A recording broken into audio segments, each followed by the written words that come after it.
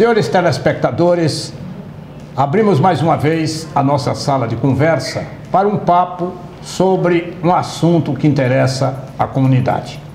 O nosso convidado de hoje é Rogério Dantas. Rogério, nós nos conhecemos como radialistas, né? E hoje ele enveredou por outras atividades. É funcionário público federal, vinculado à Justiça Eleitoral, né? Como chefe da 28ª Zona Eleitoral aqui em Patos. Mas ninguém vai entrar no campo eleitoral. Nós vamos explorar outros aspectos da atividade dele. Ele é artista também, né? É cantor, é violonista e em breve nós vamos trazê-lo aqui também com o seu lado artístico para cantar e tocar aqui na nossa sala de conversa. Mas por enquanto nós vamos abordar assuntos mais pertinentes à sua condição de funcionário público e também um pouco no lado artístico, mas também sem apresentação artística, né? Naquilo que um assunto que toca também a categoria que a gente vai abordar aqui no programa. Rogério, seja bem-vindo à nossa sala de conversa. Muito obrigado, Gonzaga. Me sinto realmente bem recebido aqui na sua sala e espero que a gente tenha uma conversa proveitosa. O mundo político, Rogério, está palpitando, não é? Nós tivemos o impeachment, nós tivemos a assunção de Michel Temer, agora Michel Temer está mais enrolado de que cabelo de relógio, né? Não vamos misturar as coisas não.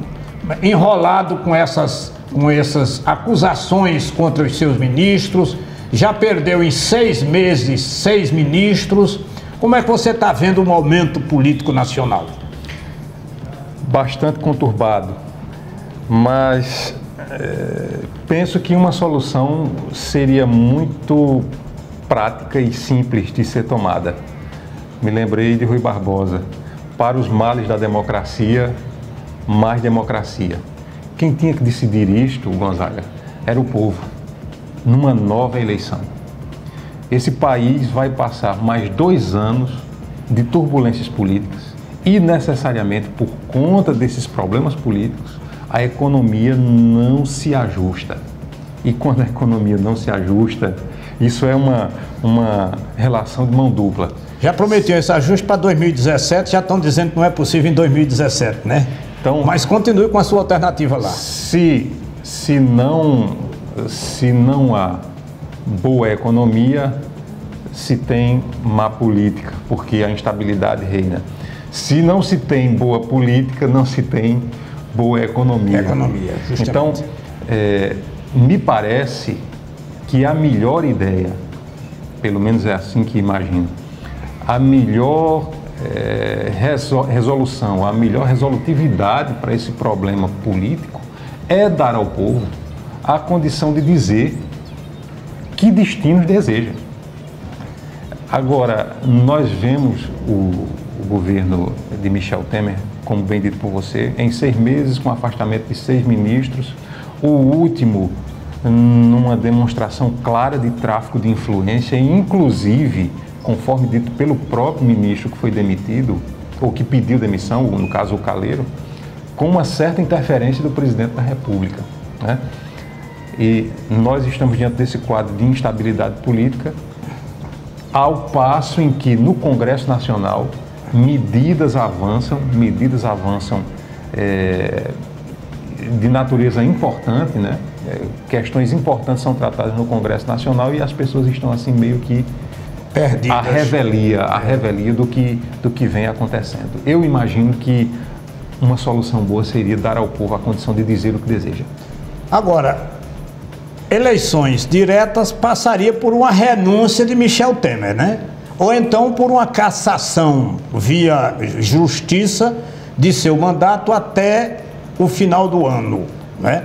Porque se acontecer um afastamento de Michel Temer a partir de 1º de janeiro, teria eleições indiretas pelo Congresso Nacional, por essa beleza de Congresso Nacional que nós temos aí.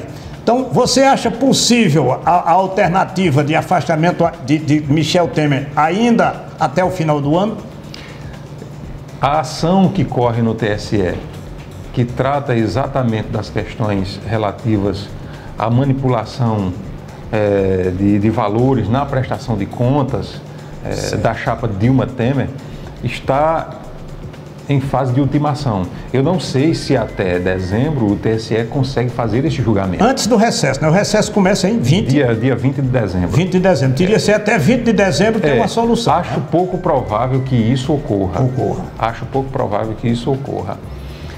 Mas a ideia de um plebiscito não seria de toda afastável. Né? Eu sei. Não sei se haveria mobilização suficiente para que o Congresso se sentisse pressionado a tomar essa medida do plebiscito. Nem se uma instabilidade crescente em nível político no que tange à figura de Michel Temer daria a ele essa condição de fazer essa solicitação de plebiscito, ou essa indicação de plebiscito. O cenário não é tão bom. Não é tão bom. Eu acho difícil Michel Temer largar o osso. E acho difícil se obter alguma coisa boa desse Congresso. Né? Para fazer o outro lado, eles estão demonstrando aí na aprovação dessa medida. Né?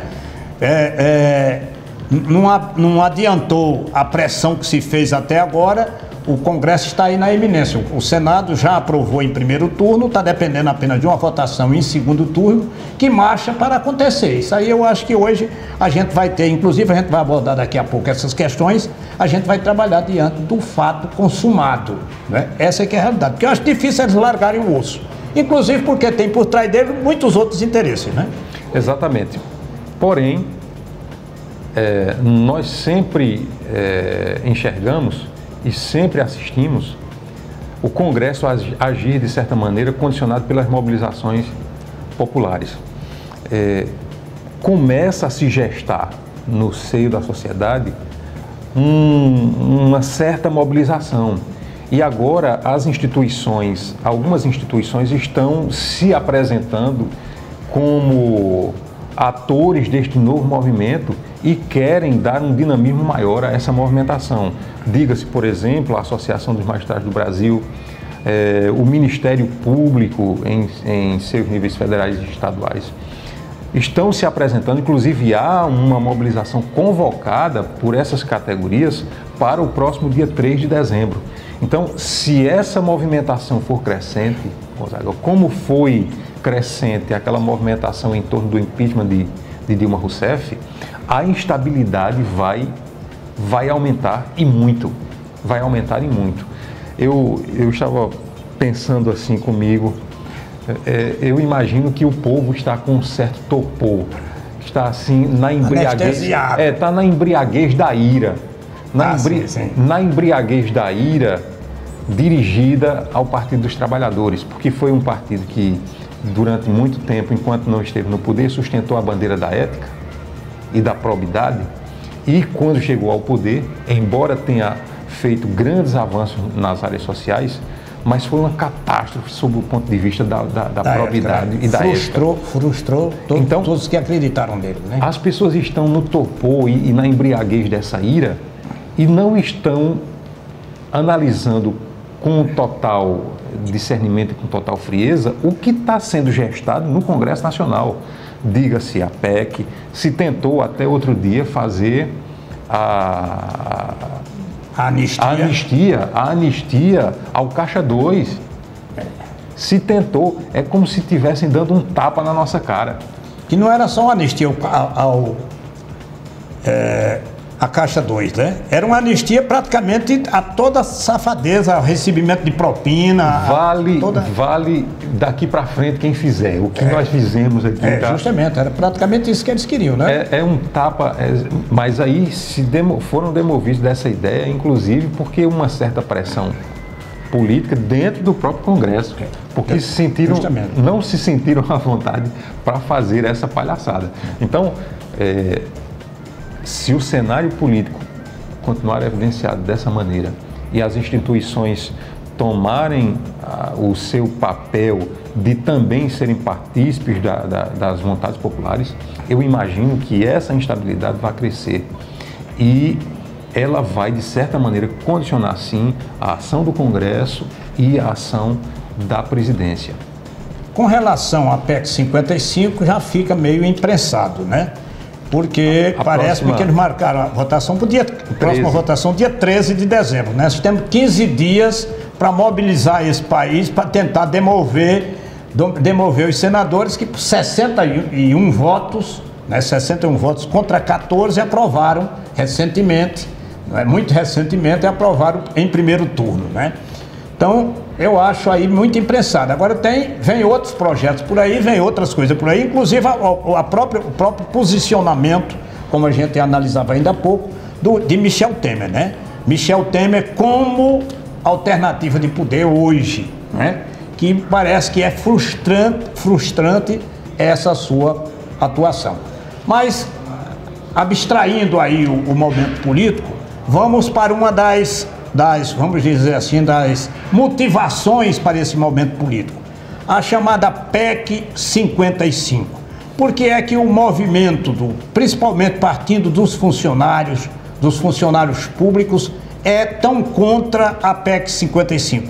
Muita gente não percebe a profundidade, não percebe o alcance dessa PEC 55, não é?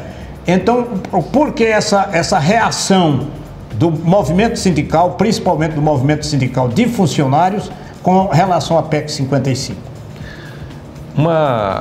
São premissas básicas. Vamos tratar aqui o que propõe o governo, qual o exercício de retórica que ele faz para a defesa da PEC, e vamos analisar o que ela realmente propõe.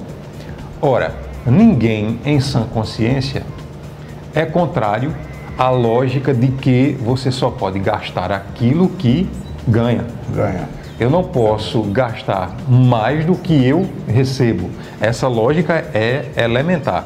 Ninguém absolutamente em sã consciência iria contrário a esta lógica. O controle dos gastos públicos, no caso. Trazendo aqui, a comparação que o governo faz é sempre com um núcleo familiar, né?